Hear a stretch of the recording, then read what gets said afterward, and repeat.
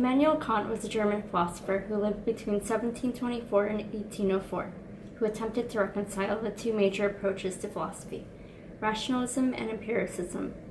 Kant privileged the freedom of every individual as a rational actor, able to make their own choices, and believed that there were inherent faculties and qualities contained within man, which he called a priori.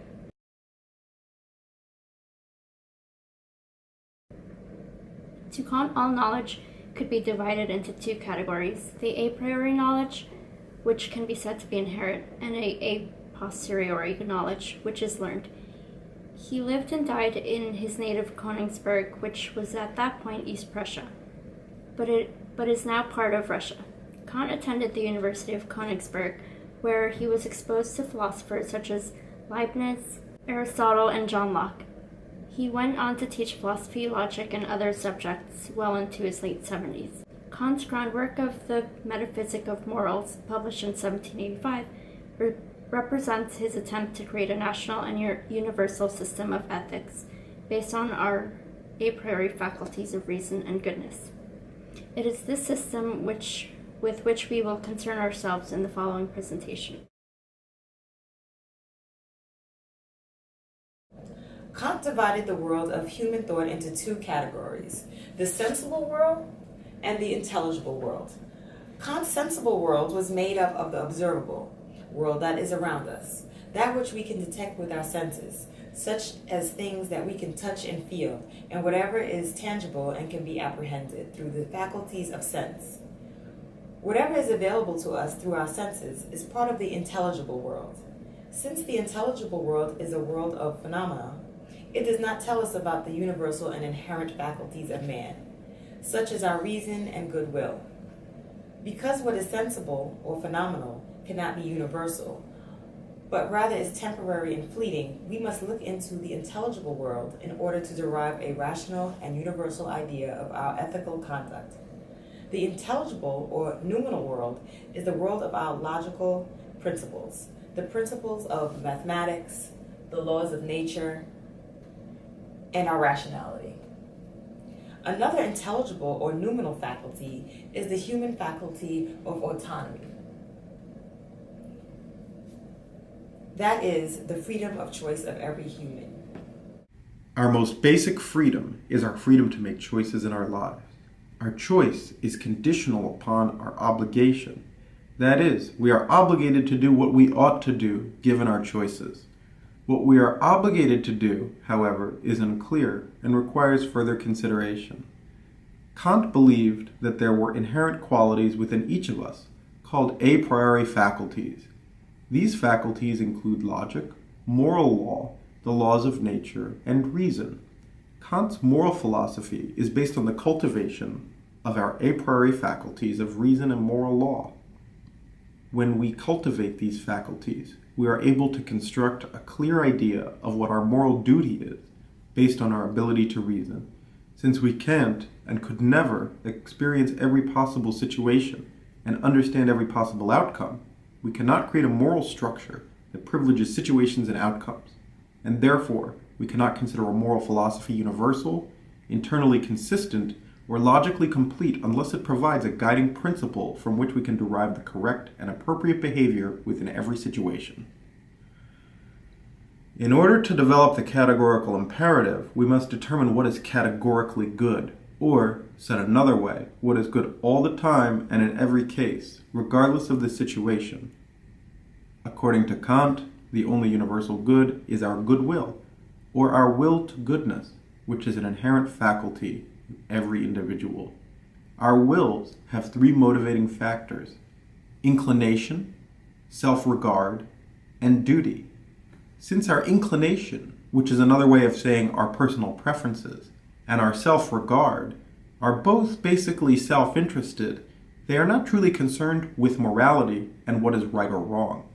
Therefore, our duty to do good is the only one of the motivating factors that is really relevant and that we may really call upon in determining a universal moral law. We must behave according to our duty to do good rather than our preferences or a regard for ourselves, because only our goodwill is entirely good.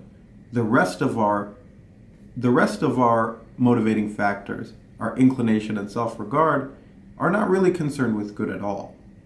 Reason is another a priori faculty of man, because reasoning allows us to remove ourselves and our self-regard from our determination of what we ought to do, and allows us to detach our perspective from our self-interest in order to analyze what is the right action.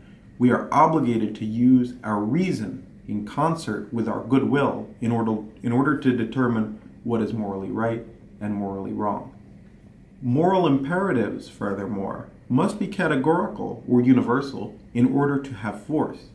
This is because if moral law were not universal, it could not be said to be law, and therefore we would not be able to bring ourselves into perfect harmony and concert with such law. Kant explores the idea of the hypothetical imperative, saying it represents the practical necessity of a possible action as a means to attain something else which one wills. Put another way, it is our concern with outcomes or ends.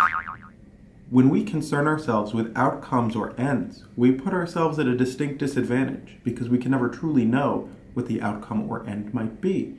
Because a hypothetical imperative relies on the imperfect human ability to predict the future or to prophesize, it would be ridiculous for us to base our moral law on something about which we could not fully understand the outcome or comprehend. The categorical imperative, on the other hand, asks us to, in Kant's own words, would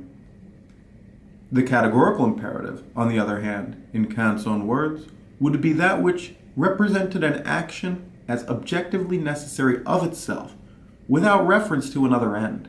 When we concern ourselves with ends, we place ourselves at a moral disadvantage. We can, on the other hand, use our reason to determine whether a particular action is right or wrong. In order to use our reason to determine what is moral and what is immoral, by determining whether our behavior is in harmony with goodwill and duty, we can use the categorical imperative. Because our reason is such that we can remove ourselves from the playing field and look upon the situation in a detached way, and, in fact, we must only consider the situation in a detached way, Kant says eventually that the categorical imperative is that we must act only on the principle which can be willed to universal law.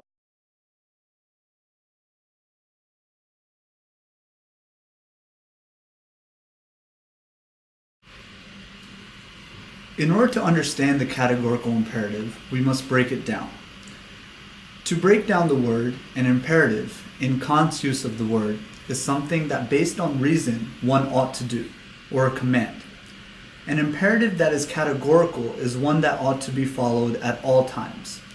Since a categorical imperative is independent of any context, including the person that is following it, it must be able to be followed by anyone, anywhere, at all times. In other words, a categorical imperative must be able to become universal, and it must be without regards to an end. Kant then gives us a series of examples to test his categorical imperative. First is the man who, depressed while still in possession of his reason, thinks the maxim that, quote, "From self-love, I make it my principle to shorten my life when by longer term it threatens more ill than it promises agreeableness," end quote. But it cannot be that a law of nature kills by the very same principle of self-love that it promotes life. Second, a man who cannot pay for an item and yet wonders if he could borrow money and not pay it back. He makes the maxim that, quote, "If I believe myself to be in distress, then I can borrow money and never pay it back." Yet this cannot be universal because it would destroy the act of promising.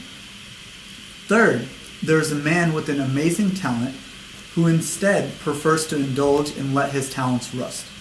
While he could will this for himself, he cannot will this as universal because, as a rational being, he necessarily wills that all the faculties in him should be developed because they are serviceable and given to him for all kinds of possible aims.